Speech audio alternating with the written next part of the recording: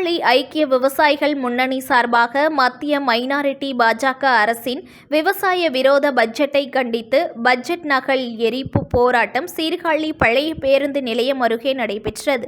மயிலாடுதுறை மாவட்டம் சீர்காழி பழைய பேருந்து நிலையம் அருகில் ஐக்கிய விவசாயிகள் முன்னணி சார்பாக இந்திய கம்யூனிஸ்ட் மற்றும் மார்க்சிஸ்ட் கம்யூனிஸ்ட் கட்சியினர் இணைந்து பட்ஜெட் நகல் எரிப்பு ஆர்ப்பாட்டம் நடைபெற்றது.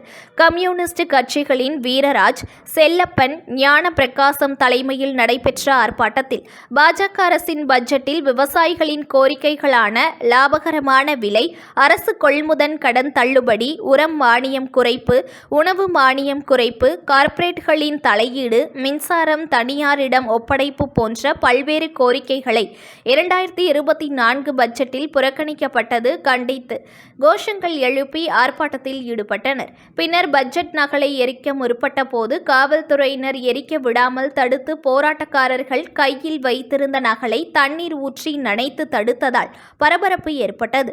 இந்த ஆர்ப்பாட்டத்தில் இந்திய கம்யூனிஸ்ட் கட்சியினர்கள் மற்றும் மார்க்சிஸ்ட் கம்யூனிஸ்ட் கட்சியினர்கள், ஐக்கிய விவசாயிகள் முன்னணி தோழர்கள் 50க்கும் மேற்பட்டோர் கலந்து கொண்டார்கள்.